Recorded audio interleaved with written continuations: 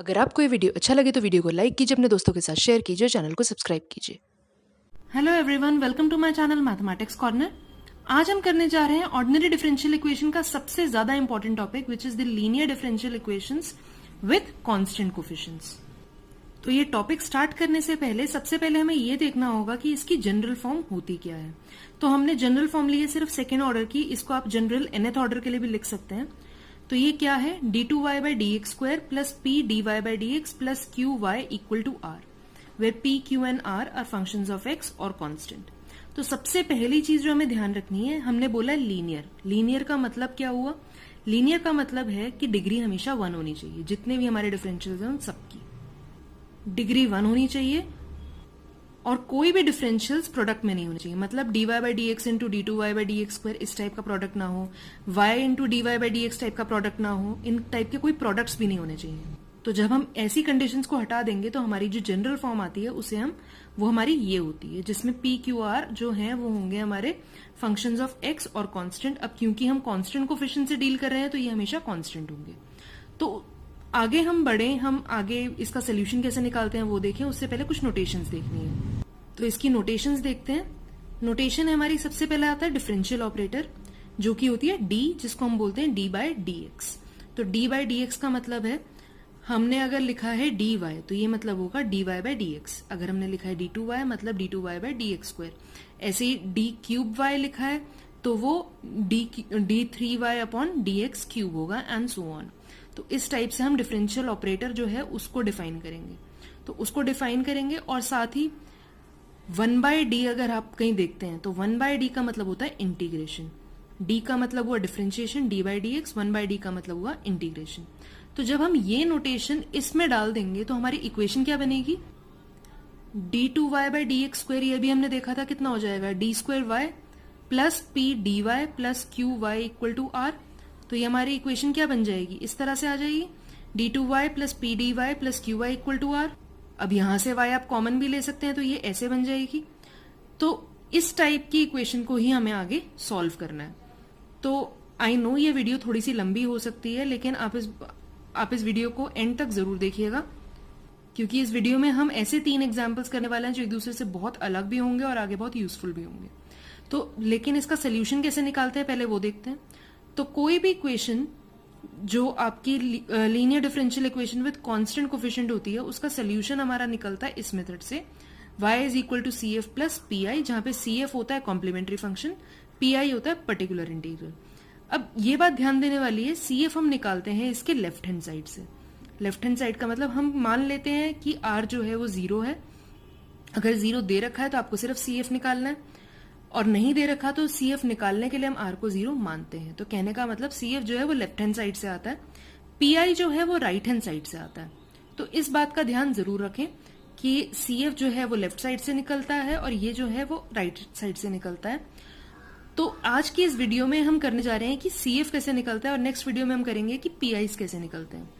तो C F निकालने के लिए जो हम क्वेश्चंस हम लेंगे उन सब में r की वैल्यू 0 होगी, ताकि आपको कंफ्यूजन ना हो। सो लेट्स सी कि सी एफ कैसे निकालते हैं।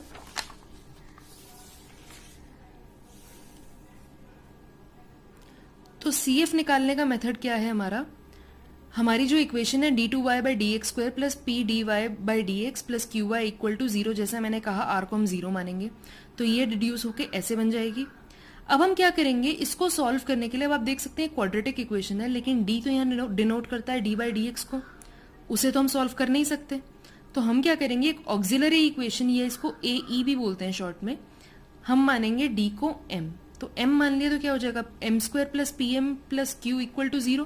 तो यहां से तो हम इजीली m की वैल्यू निकाल सकते हैं, चाहे मिडिल टर्म स्प्लिट करके चाहे क्वाड्रेटिक फॉर्मूला से। तो m की 2 वैल्यूज आएंगी, तो वो 2 वैल्यूज आएंगी तो उनके सोल्यूशन जो है वो उस पर डिपेंड करेंगे। तो इनके कुछ केसेस होते हैं, लेट्स सी केस क्या है। पहला केस है हमारा जब हमारे रूट्स जो हैं that are real and unequal, वो रियल रूट्स हैं और अनइक्वल है। तो मान लेते हैं कुछ m1 और m2 रूट्स हैं, तो हमारा जो CF है that will be C1 e to the power m1x plus C2 e to the power m2x। ये आपको याद रखना पड़ेगा हमेशा, ये चारों केसेस जो हैं वो आपको याद रखने पड़ेंगे। लेकिन चिंता मत कीजिए, याद करना बहुत मुश्किल नहीं है, इट्स वेरी इजी। आप थोड़े से क्वेश्चंस प्रैक्टिस करेंगे आपको एनीवेज याद हो जाएंगे, हार्डली 5-6 क्वेश्चंस में याद हो जाता है। और इसके आंसर्स निकालने बहुत ईजी हैं। सेकेंड केस क्या है हमारा, when roots are real and equal. तो रियल और इक्वल होने का मतलब मान लेते हैं m1 m2 बराबर है और इक्वल टू सम m। तो अगर ये m है तो रूट्स क्या हो जाएंगे, इसका सोल्यूशन क्या होगा, y is equal to c1 plus c2x into E to the power mx, ये हो जाएगा इसका सोल्यूशन। फिर नेक्स्ट केस है हमारा when roots are imaginary. Imaginary roots आपको पता है हमेशा पेयर में आकर करते हैं और उनका फॉर्म क्या होता है, alpha plus minus iota beta. तो इस टाइप के फॉर्म में जब होते हैं तब इसका सोल्यूशन आ जाता है y is equal to E to the power alpha X, alpha मतलब सिर्फ real part, into c1 plus cos beta x plus c2 sine beta X, beta मतलब इमेजिनरी पार्ट।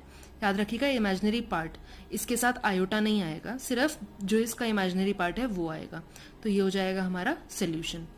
फोर्थ केस क्या है हमारा, जब रूट्स का फॉर्म है कुछ सर्ड्स में है, सर्ड्स कहने का मतलब alpha plus minus under root beta. तो इस केस में आपका सोल्यूशन क्या हो जाता है, y is equal to E to the power alpha x, c1 cos hyperbolic beta x plus c2 sine hyperbolic beta x. अब देखते हैं क्वेश्चन। तो क्वेश्चन है हमारा solve d2y by D x square minus 8 dy by D x plus 15y equal to 0। तो सबसे पहले तो हम इसे सिंप्लीफाई कर लेंगे अपनी नोटेशन में। नोटेशन क्या है हमारी, नोटेशन है d2 minus 8d plus 15y is equal to 0। आपने देखा ही था, इसको हम क्या लिखते हैं d स्क्वायर, इसको लिखते हैं d और ये आ गया कांस्टेंट। तो ये हो गई हमारी इक्वेशन। तो ऑक्सिलरी इक्वेशन यानी ae क्या हो जाएगी, d की जगह m रखेंगे, m square minus 8m plus 15 equal to 0। इसको आप इजीली मिडिल टर्म स्प्लिट कर सकते हैं। तो फैक्टर्स क्या आएंगे, m माइनस 3 m माइनस 5, तो रूट्स हो गए 3 और 5। तो ये दोनों रियल रूट्स हैं और अनइक्वल है। तो इसका केस कौन सा हो जाएगा, फर्स्ट वाला। तो फर्स्ट केस में क्या होगा, y is equal to c1 e to the power 3x plus c2 e to the power 5x।